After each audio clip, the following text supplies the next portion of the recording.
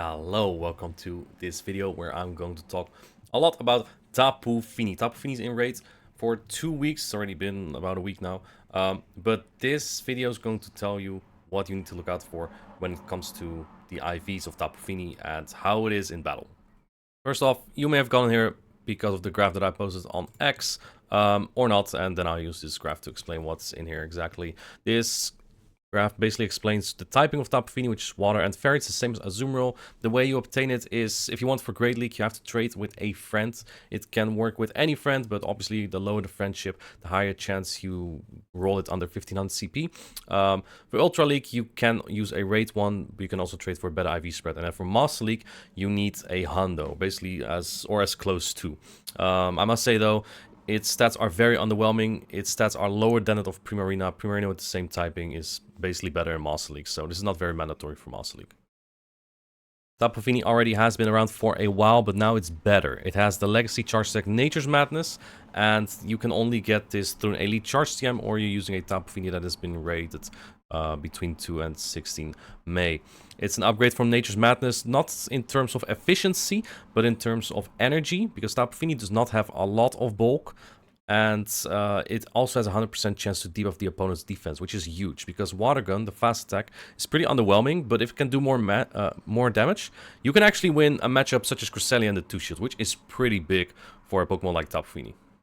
As for break and bulk points, we'll go more into this in the video. My general advice is to go for a high HP plus defense stat distribution, so basically low attack, high defense, high HP, because this picks up way more matchups than some of the breakpoints may pick up.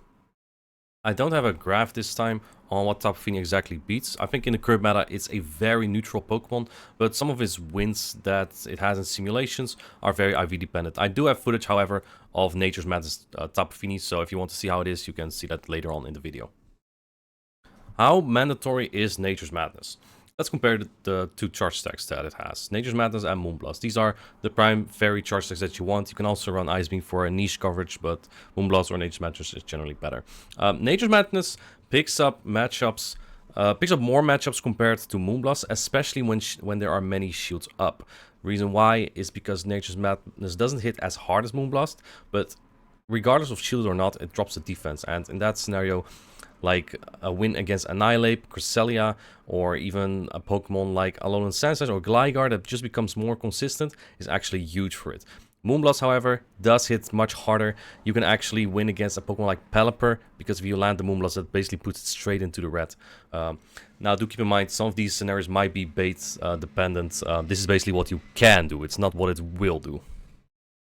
If we dive deeper into their matchups, against the hard meta in Open Great League, you'll see that the more shields are in play, the better Nature's Madness becomes. Moonblast is a little bit better in the 0 shields. That's because obviously it hits harder, but in the 1 shields, Nature's Madness is an upgrade, and in the 2 shields, it also is a slight upgrade. So Nature's Madness is very much recommended. This is also just theoretical, all assuming from full HP. In practice, you'll see that the energy reduction on Nature's Madness is just so big. TAPU FINI does not have a lot of relevant breakpoints. As you can see here, Charge Bug is a flippable matchup in the 1-0 shield. This is actually bigger than it sounds like, because you can get to your attack before Charge Bug does. You can actually shield and farm down, which is pretty big. Mantine is a win in the 2 versus 1, but I believe you need a bait here, so this is so-so. Shadow Wishcash already is a win with a high stat distribution, but if you have that breakpoint against it as well, this becomes an even better matchup. And then Medicham, it's not as common anymore, but if you have a breakpoint, this matchup also becomes better, just straight Nature's Madness. TAPU FINI does not have a lot of relevant bulk points in the Great League. However, if you can get that one on Annihilate, you win the 1 shields, even if you are baited by a Night Slash or Ice Punch, unless the Night Slash boosts. And then you can also get a Spark bulk point against Lantern, which will allow you to win the 2 versus 0 shield. This is a very niche one, but could be useful if you know it ever happens. Now, in my main graph, I said that a high stat distribution probably works a little bit better. And the reason why is because a high defense and high HP picks up a couple matchups that are pretty important. Such as you can see here in the Great League, the 0 shields against Power Snow, Alolan Sandslash. This is regular though. Against Clodsire, the 0 shields against Mudshot plus Earthquake and Stone Edge. Shadow Wishcash, you need a high set distribution. High attack is nice, but if the Mud Bomb knocks you out, it's basically useless. So High stats helps against in the 0 and the 2 shields. Shadow Glider actually super important because it can get to an air race and a dig. And in that case, it can actually win the 0 shields if you don't have enough HP and defense there. Skeledirge, you must have a very bad Tapu Fini to lose the 1 shields, to be honest, but it's possible. If you have a really good Tapu Fini, also in the 0 versus 1 shields against Bastiodon, the Vigor matchup becomes better. Poliwrath is a matchup you can win in theory. This is definitely not a winnable matchup otherwise. You need to bait, surf twice, and then land the Nature's Madness. Azumarill, you can lose this if you have a very bad Tapu Fini. The same goes for against Whiscash. And Cresselia, you need a decent Tapu Fini. It doesn't have to be perfect. But the cool thing about this is, even if they shield the Nature's Madness, you can go straight surf after. As long as you get that defense drop, you can win the 2 shields here, which is the best upgrade probably about Nature's Madness in the Great League. Of course, Tapu Fini is just as useful in the Ultra League, so I also noted those down the breakpoints. You can get a breakpoint against Alolan Ninetales, which allows you to win the 0 to 1 shields against Power Snow with Dazzling Gleam Alolan Ninetales. You can also get a breakpoint against Alolan Sandslash, which allows you to win the 2 shields. You also need some HP for this, but the breakpoint is the most relevant. The same is for Shadow Swampert. You need a high attack Tapu Fini to win the 0 shields, but this is only against Earthquake. If they have Sludge Wave, you will still lose that. Talonflame is so-so. If you have high HP, I think you can negate this as well. But if not, a high attack allows you to win the 1 versus 2 shields. A high attack also allows you to win the 0 versus 1 shields against Shadow Ball Toxicroak. If they have Sludge Mob, you still lose that. And then Cobalion and Gliscor, they are breakpoints, but they don't change anything really. High stat distribution helps more against Cobalion. Then the bulk points, it also has some pretty good bulk points against regular Granbull. If you have the bulk point here, which is relatively easy to get, you can win the 0 to 1 shield and the 2 shields. Against Annihilape, you need a pretty high defense. You can win the 2 versus 1 shield, even if you get baited. Against Feraligatr, this is actually a very important one. Because of this Shadow Claw doing the most damage, you actually win the 2 versus 1 and the 2 shields, which you regularly don't win if you don't have this bulk point. Against Giratina, this can also be negated with a high stat distribution. 207 defense is extremely high, and this is only against Shadow Claw Giratina altered as well. Against Golisopod, you also need a high one, but it's a very nice one to guarantee. A lower defense also works, by the way. This is basically the defense you would need against the highest attack Golisopod. So around 202 defense probably does the job as well. And then you can win the 2 shields against Aerial Ace Golisopod. Pidgeot has a bulk point, but Pidgeot is a sim hero. It doesn't change anything. If you know Shield of Feather Dance, you're probably good. If you Shield of Brave Bird, you're good. If you Shield of Feather Dance, you're probably not in a good spot. Alolan Sandslash also has a bulk point. This is the regular one, but this does not change anything. The break point is more important. In Ultra League, it doesn't matter as much, but there are a couple matchups that you win on high stats, which is Charm Alolan Ninetales. You can win the 2 shields. This is only against regular, not Shadow. Same as for Granbull. We saw that earlier because the high stats also picks up the bulk point. Talonflame, you can win the 0 to 1 shields. Same for Skeledirge. They have very similar stats either way. Pidgeot, again, a sim hero, but it doesn't matter if you have high stats, you would win the 0 shields regardless. Cobalion, you win the 0 shields if you have a decent stat, otherwise you can tie, I believe, in this matchup, or even lose it. And then Greninja requires 2 baits, actually, to win this, but it's possible if you have good stats on Tapu Fini. Another matchup you can win in the 1 shields, I don't have it on the graph here, but it was on the bulk point one, is Giratina altered with Shadow Claw. You win the 1 shields if you have high stats, such as high defense and high HP, low attack as well. Now, should you end up with an attack weighted Tapu Fini, these are CMPs that you can win if you have a higher attack. Charjabug, Alolan Sandslash, Wigglytuff, Poliwrath, and Vigoroth, and Guzzlord. Guzzlord probably not super relevant because it's a hard winning matchup regardless. But the other ones might be important to know for yourself. If you have a higher attack, you might win Charge Attack Purity here. In Ultra League, Tapu Fini has some more Pokemon that it can win Charge Attack Purity against in the meta. Alolan Sandslash, Poliwrath are there again, and Guzzlord is as well, Alolan Ninetales. But there's also, as you can see, Cobalion, Virizion, Obstagoon, Gliscor, Pidgeot, Alolan Muk, and Walrein as well. You can win Charge Attack Purity if you have higher attack here.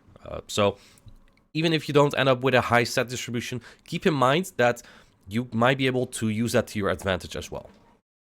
Hopefully that's enough information for you to decide whether your Tapu Fini is good enough for Greater Ultra League or whether you want to trade for a better one. We're now going to take a look at some footage, some battles from my friend Vampers. He sent me these with Nature's Madness Tapu Fini, so big shout out to him. Let's see how good Tapu Fini is there. This first battle for Vampers starts pretty tough. he leads his BoM Snow into Vigoroth from Colin, 2-time regional champion. Swaps into the shiny TAPU FINI immediately and is answered by Lantern. This is probably the worst matchup that TAPU FINI can be in besides Tentacle or Toxapex. He's going to go for Nature's Madness here. He's actually going to do something interesting here besides getting this frame drop. That's classic. Always a defense drop on Nature's Madness, really nice, but you see the sparks add up here. Lantern can just go straight surf here, doesn't really need to go for Thunderbolt, but Colin does something very smart here. He has 2 answers for a BoM Snow, another frame drop there. He has 2 answers for a BoM Snow, so he's just going to let this Lantern go, put in a lot of damage as he can into the TAPU FINI. He is actually going to let this go entirely, and this means that TAPU FINI actually takes switch advantage here against the Lantern, which is pretty interesting. But again, since he has 2 answers, he doesn't care about switch advantage. He's going to go into the BoM Snow because he knows exactly what's going to be in the back. This is probably a BoM Snow's better matchup, as crazy as that sounds. Rockslide comes in. Colin also knows that he's just here to sacrifice it. Catches on the Alolan Sandslash. That's super nasty, but Vampers was right. There is Alolan Sandslash in the back, which is much worse, which has a way worse matchup than the Vigoroth, because everything, the ice attacks are double resisted, and Energy Ball is single resisted. He's gonna undercharge this. Doesn't really matter though. Colin's just going to shield everything here. This is looking very difficult because he already was 1 shield down, and now this Alolan Sandslash has the time to get to another charge attack. Colin even going for the drill run, and Ice Punch definitely will put the swamp really low. Vampers at this point doesn't even charge the Hydro Cannon anymore, just trying to put take shields, but it doesn't really matter. The catch wasn't even super crucial, I think, simply because the shield advantage was already enough to take this game for Colin. So TAPU FINI actually being able to flip the Lantern there, but had to put a shield in, and because Colin had 2 answers for a BoM Snow, unfortunately a BoM Snow lost in the game. I think TAPU FINI put a good showcase against Lantern there, though. It's basically his worst matchup. In battle number 2 against Zimos, also a former regional champion, he plays against a Guzzlord. And this is a pretty nasty lead for the Swampert. You can only go for Earthquake there, which will do a lot of damage, but it takes a while to get there, while Swampert would take a lot of damage.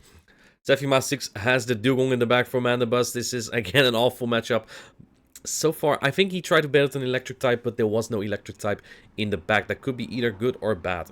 If Zimos also has the electric type in the back, then there's probably not much play here for Vampers. Shiny Mandabas, cool pick, but it's not going to have a lot of play against this Dugong. And actually puts it still at a reasonably low health, which is pretty respectable.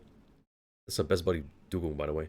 Now going for the Hydro Cannon into this Dugong, which is resisted, but Hydro Cannon hits hard even when resisted. Actually going to take out the Dugong. In comes Guzzlord again. Now swapping into TAPU FINI, hoping that it can sweep. And Zimos actually throws a charge stack, which is interesting.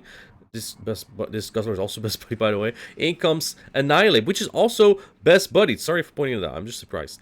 And I think at this point, after the crunch, TAPU FINI can actually lose this just by the Annihilate going straight Night Slash. Going for the Nature's Match, just wanting to get the debuff here, and here it comes. Actually lands. It doesn't knock out, but the next water gun does. That's a crazy call. I don't think that was necessary at all, because if you just go straight Night Slash there, I think you just win as Zimos. But I guess there's also a lot of energy on the Swampert, so maybe Zimos does need to make a call somewhere. Going for the Nature's Madness again. No need to bait. I think the play that you want here is to debuff this Guzzlord twice. The Tranquil does nothing because it's double resisted. And then the Hydro Cannon from the Swampert could knock out. Going for another one.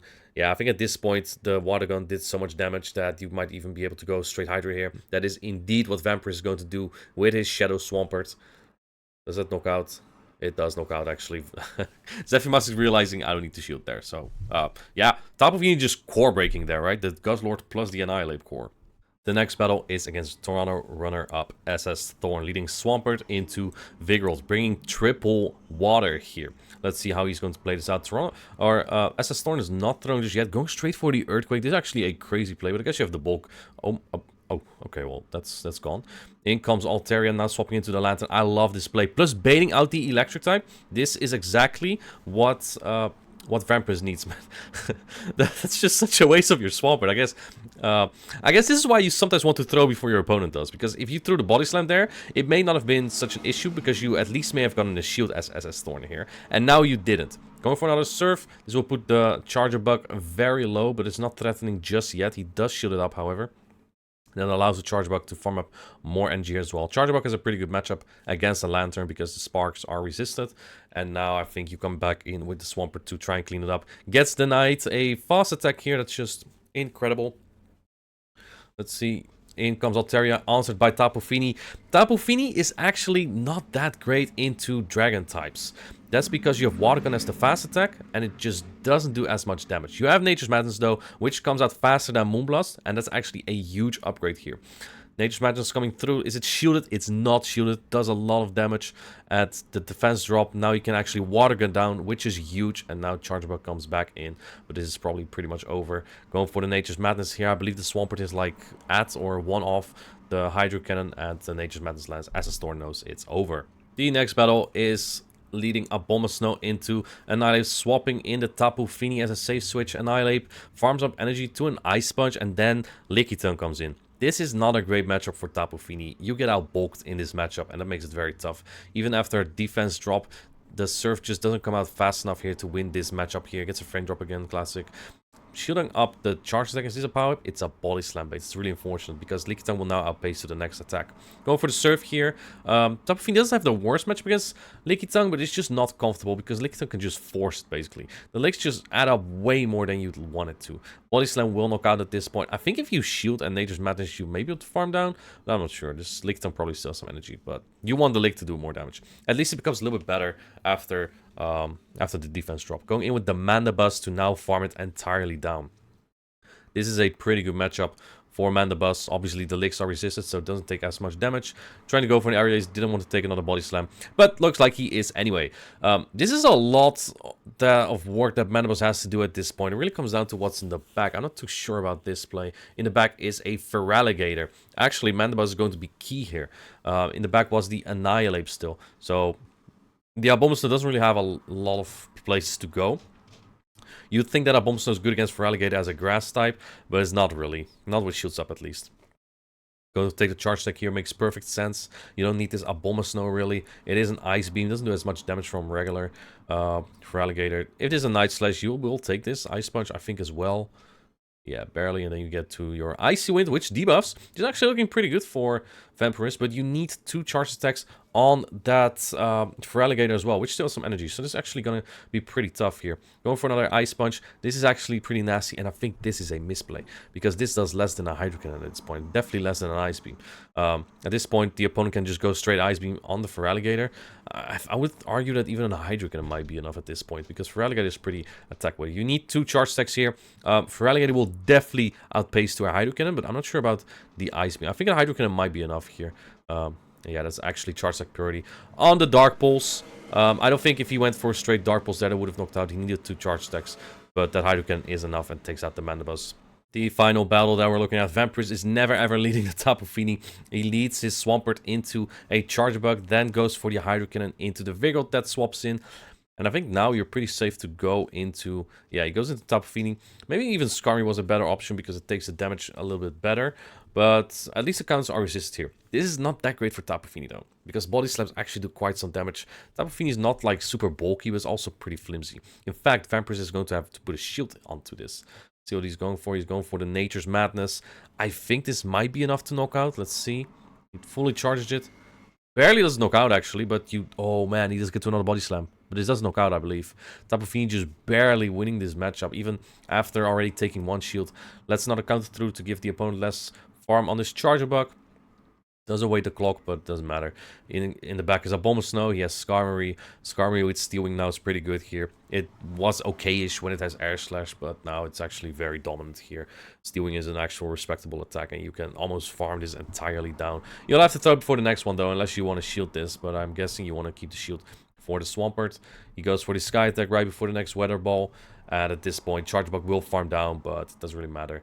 It's going to have to eat a Brave Bird here. I'm not sure if Brave Bird or Earthquake from Swampert does enough, honestly. Let's see. He makes the shield here, and now it's all up to Swampert. I don't know if you win this, honestly. I think an Earthquake might be enough to knock out. Going to let that go. The Charge Bug already has quite some energy. Going for perfect energy management, damage management as well, right? Going for an extra mud shot there because he knows he can get another one in at Volt Switch, and the Earthquake actually knocks out. So yeah, very good showcase of both Swamperts, but also Tapu Fini. So yeah, that's the showcase of Tapu Fini that I have for you. I'm definitely going to try to get the good one myself because I love anything that has a good play into Whiscash, Skarmy, Gligar, Annihilate, whatever else is boring. So yeah, hope you liked the video, and I'll see you in the next one.